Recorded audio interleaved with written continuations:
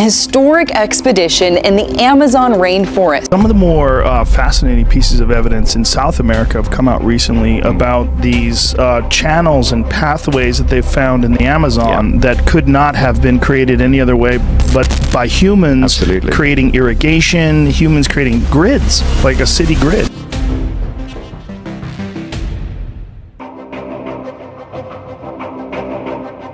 In 2019, a team of archaeologists discovered something in the Amazon that rewrote human history. Inside a sealed chamber buried for 12,000 years, they found evidence of a civilization so advanced it shouldn't have existed.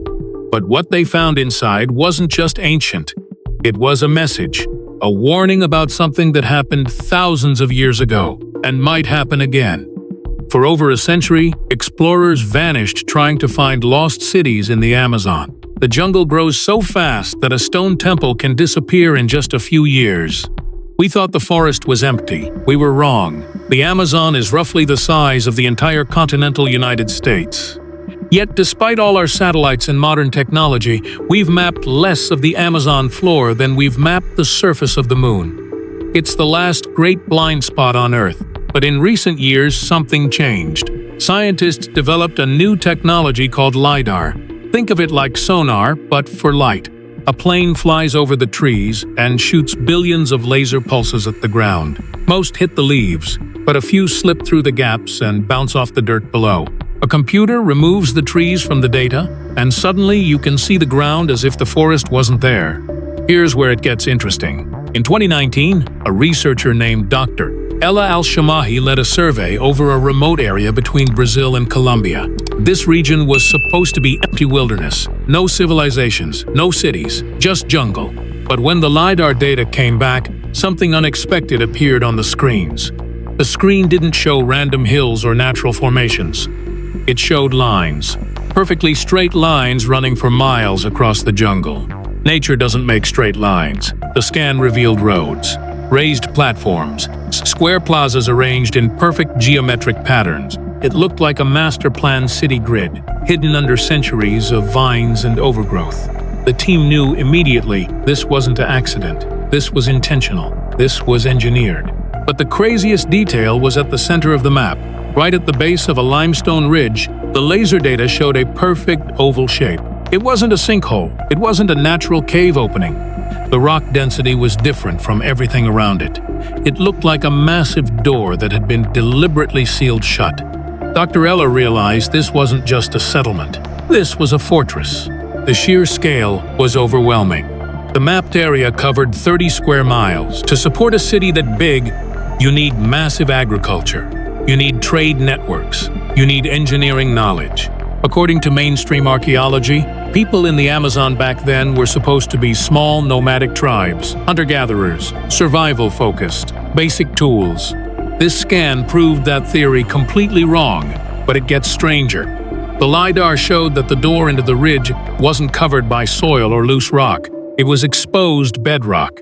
But the rock had a chemical signature that suggested it had been heated to extreme temperatures. It was like someone, or something, had melted the rock to seal it shut. The team faced a choice.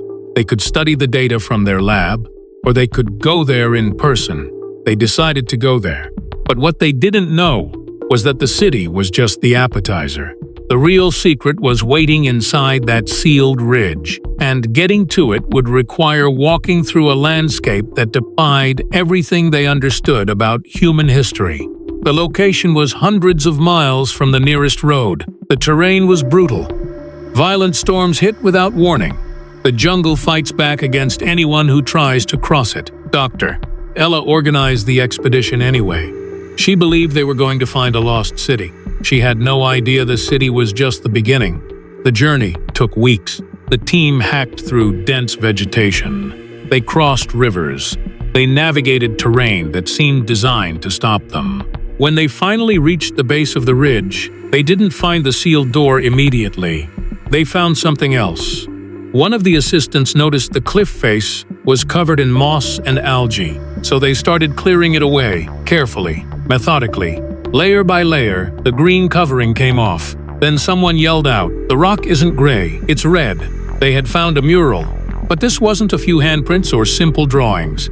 This stretched for nearly 100 feet across the cliff face. The details were terrifyingly accurate. The artistic skill was undeniable. But here's what made the team freeze. The paintings didn't show jaguars or monkeys or any animals that still exist in the Amazon today. They showed animals that have been extinct for 12,000 years. There were drawings of mastodons, massive relatives of the elephant that vanished at the end of the Ice Age. There were giant ground sloths, not the cute small creatures hanging in trees today. These things were the size of a minivan. They stood 12 feet tall on their hind legs. Their claws were as long as a human forearm. The fact that these animals were painted on the wall meant one critical thing. The artists saw them alive. This wasn't imagination. This wasn't legend passed down through stories. The people who created this mural lived alongside Ice Age megafauna. They hunted them, they knew them, they recorded them. This dated the site to at least 12,600 years ago. That's thousands of years older than any sophisticated civilization is supposed to exist in this region, according to everything we've been taught. But the mural wasn't finished telling its story, and what came next would change the meaning of everything they'd found. Dr. Ella studied the mural more carefully. The animals weren't just standing there peacefully. They were running. All of them. Every figure was depicted in a state of panic. They were fleeing from a specific direction on the mural, and right in the middle of the chaos, there was a human figure, standing alone, looking up at something in the sky. Above the figure was a symbol, a circle with jagged lines radiating outward. It looked like fire, like a ring of fire burning in the sky. Next to the human figure were dots, arranged in a specific pattern. At first, the team thought it was decoration, random marks left by the ancient artist. Then the astronomer on the expedition realized the truth. It wasn't decoration, it was a star map. But here's the problem. The stars weren't in the positions we see today. The constellations didn't match our current night sky. The team ran the data through astronomical software. The stars matched the night sky exactly as it looked 10,800 years before our era. That's the end of the Younger Dryas period, a time when Earth went through a sudden violent climate shift. Temperatures dropped dramatically. Then they spiked. Ice caps melted. Oceans rose. Entire ecosystems collapsed. The mural wasn't a nature documentary. It was a record of disaster. The people who created this weren't just drawing what they saw. They were documenting a catastrophe. They were leaving a warning. They were telling future generations that the world had ended once before, and they were showing exactly when it happened using the stars as proof. But there was more, much more. Because the mural was pointing towards something specific, that sealed oval door at the base of the cliff, the message was clear. Inside that door was the rest of the story. The team located the sealed oval door at the base of the limestone ridge. Up close, it was even more unusual than the LiDAR data suggested. The door was a section of rock that was smoother than everything around it. It was covered in a pale mineral glaze called calcite. It looked like flow stone, the kind that forms when water drips through caves for thousands of years. But this was harder, much harder, and it had a deliberate quality to it, like someone had applied it intentionally. When the team got close to the seal, their instruments started acting strange. Compass needles began spinning, not pointing north, spinning in circles, pointing directly at the sealed door. This usually means one thing: a massive amount of magnetic material nearby. Metal, iron deposits. But this was a limestone ridge. Limestone isn't magnetic. The team set up scanners to find a weak point in the calcite wall. The vibration readings revealed something shocking. The rock wasn't solid. Behind that seal was a hollow space, a massive one. Dr. Ella gave the order to drill. They used diamond-tipped drill bits, industrial strength, the kind that cuts through almost anything. They expected to punch through in an hour. It took 3 days. The mineral seal was incredibly dense. Whatever had reinforced it, it was beyond normal stone. The tools dull. They had to replace them multiple times. The drilling was agonizingly slow. Finally, on the 3rd day, the drill broke through. And then something happened that gave everyone goosebumps. A hiss. Pressurized air rushed out of the hole. This happens sometimes in sealed tombs. Air trapped for millennia suddenly released. But this air was different. It didn't smell like decay or rot or death. It smelled metallic, like ozone, like the smell after a lightning strike. It was the smell of a thunderstorm trapped in a bottle for thousands of years. The team widened the hole, carefully, methodically. When it was large enough, Dr. Ella prepared to enter. She was about to become the first person in 12,000 years to step inside. But nothing could have prepared her for what waited in the darkness below. Dr. Ella dropped into the darkness. Her headlamp cut through dust that hadn't been disturbed in millennia. The first thing she noticed was the floor. It wasn't rough cave floor, it was paved, smooth, deliberately leveled. Inside a sealed cave from the Ice Age, ancient people had created a finished floor, but it gets even more insane. The floor was made of black, carbon-rich soil. This is what experts call terra preta. It's an engineered super soil found in the Amazon. Somehow, ancient people figured out how to create soil that was hyper-fertile. Soil that never depleted. Soil that we still can't fully replicate today. Finding it inside a sealed chamber meant this wasn't a natural cave. This was an engineered bunker. As the rest of the team descended, they realized the scale of the space. The ceiling arched 30 feet above them. The walls were reinforced with pillars made of basalt, a hard volcanic rock that had to be transported from miles away. This was an architectural masterpiece. Built to hold back the weight of the mountain, they walked deeper. The air was heavy. The silence was absolute. No bats, no insects, just footsteps on ancient soil. Then the path opened into a central chamber, and what they saw made everything before this moment seem insignificant. Lining the walls were bones.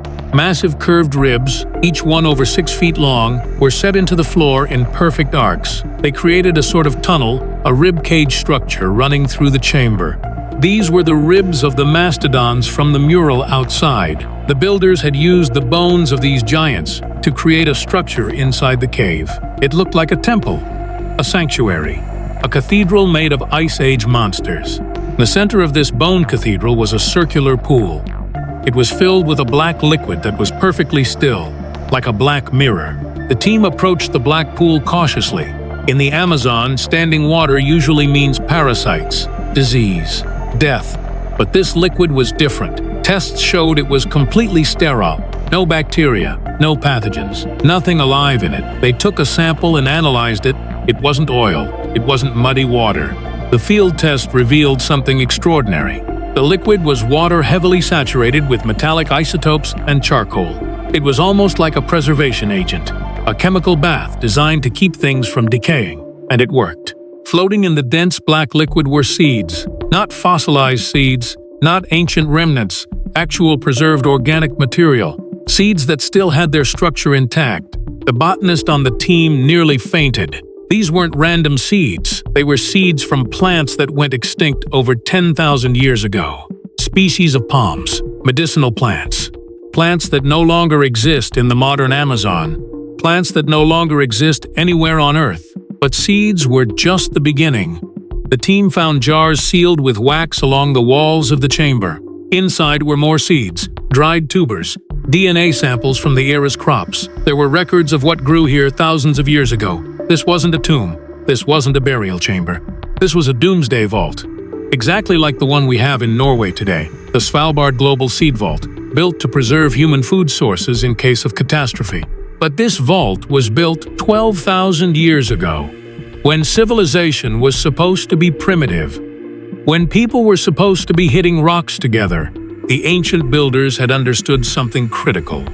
They could see the disaster coming, the fire in the sky from the mural, the climate collapse, the extinction of the megafauna they depended on. They knew the plants outside were going to die, so they built a bunker. They created a sterile environment, using the black liquid and the engineered terra preta. They stored the seeds of their entire world with the intention to replant it later. But they never got the chance. The discovery proved something massive about these ancient people. They weren't just surviving day to day. They weren't primitive. They understood biology. They understood chemistry.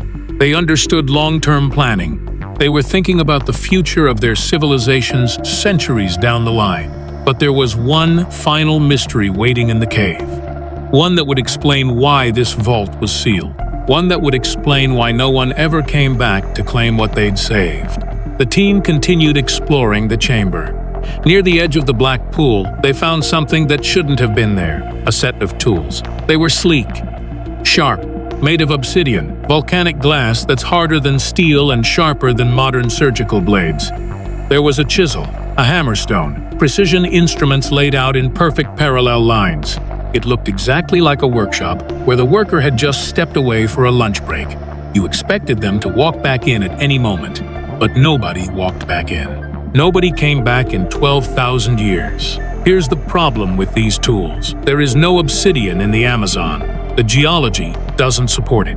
The volcanic activity needed to create obsidian doesn't happen in this region. To find volcanic glass like this, you have to travel to the Andes Mountains. That's a journey of thousands of miles across some of the most punishing terrain on Earth.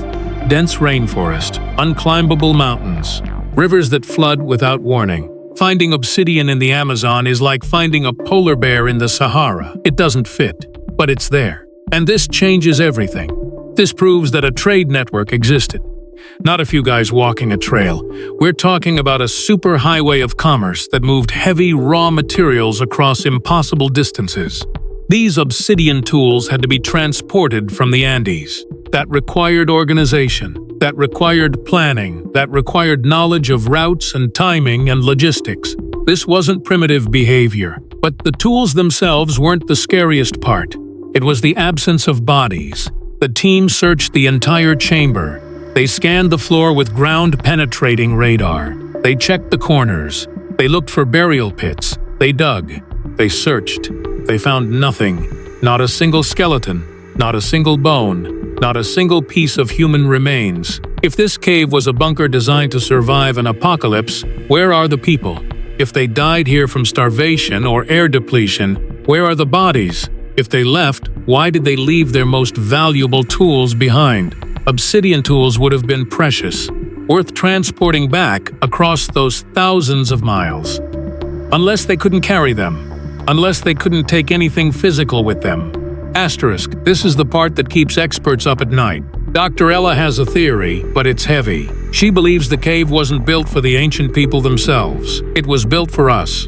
It was a message in a bottle left for a future civilization, a time capsule. But others go further.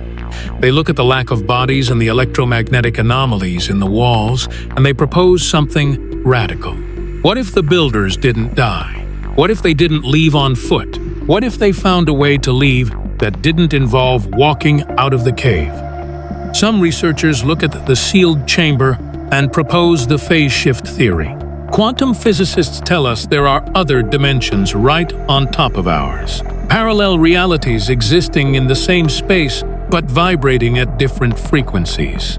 Most people can't see them because we're tuned to this dimension. But what if an advanced civilization discovered how to vibrate their physical bodies at a higher frequency? What if they figured out how to shift between dimensions? When the cataclysm came, when the sky turned to fire and the floods hit, they didn't run. They didn't hide in the bunker. They simply shifted. They stepped sideways into a parallel reality, leaving their physical tools behind because they no longer needed matter. It sounds like science fiction, but we have legends in almost every ancient culture of star people or sky gods vanishing in a flash of light. The Sumerian accounts, the Hindu texts, the indigenous stories. What if those weren't myths? What if they were documentation of something that actually happened? But let's come back to Earth for a moment. Dr. Ella believes a simpler explanation fits the evidence. The ancient builders knew they couldn't survive the cataclysm coming physically. The climate was changing too fast. The Younger Dryas impact event was cooling the planet overnight. The megafauna, their main food source, was dying out in mass extinctions. They saw the writing on the wall. Their time was up, so they made a choice. They dedicated their final efforts to one goal: preserving the source code of their civilization. They sealed the cave. They placed the seeds and DNA records safely inside the Earth. They protected it with the magnetic basalt rock to deflect radiation. They created that chemical pool to stabilize the temperature. Then they sealed the door, and they walked out into the freezing cold. What happened to them next is a mystery that might never be solved, but this discovery forces us to rewrite the textbooks completely. We used to think civilization began in Mesopotamia around 6,000 years ago. We were told that before that, humans were just hunter-gatherers, primitive, simple, basic tools. But this site in the Amazon proves that highly complex societies existed thousands of years before Sumer or Babylon. These people had geology. They understood chemistry well enough to create that preservation pool. They had agriculture that makes ours look primitive. They had astronomy that could predict cosmic cycles and track them across millennia. They faced a threat that we're still vulnerable to today, a sudden, violent shift in the planet's climate, a cosmic impact, an extinction event, and they were smart enough to prepare for it. The question isn't whether they survived the impact. The question is, what else did they leave behind? How many more vaults are hidden in the Amazon? How many more messages are waiting to be discovered? So here's what we know. An advanced civilization existed in the Amazon 12,000 years ago. They built cities. They created trade networks spanning thousands of miles. They engineered soil that still baffles modern scientists. They preserved seeds using chemistry we're only now beginning to understand. They saw a disaster coming and built a vault to survive it. And then they vanished. Dr. Ella's team has continued their research. They've found magnetic anomalies suggesting more chambers, more sealed doors, more vaults hidden beneath the jungle. But here's what keeps researchers awake at night. The tools inside that chamber were still sharp. The seeds were still viable. The liquid was still sterile. Everything was preserved perfectly, as if the builders knew exactly how long their work needed to last. As if they knew someone would come looking. As if they were waiting for us to find it. What if there are more vaults? What if there are messages we haven't decoded yet? What if the real discovery isn't what was inside that chamber? What if it's what comes next? The jungle is still out there, still hiding secrets, still waiting. And somewhere beneath those trees, there might be another sealed door, another message, another piece of the puzzle. The question isn't what they found. The question is what else is still hidden. And who will find it first?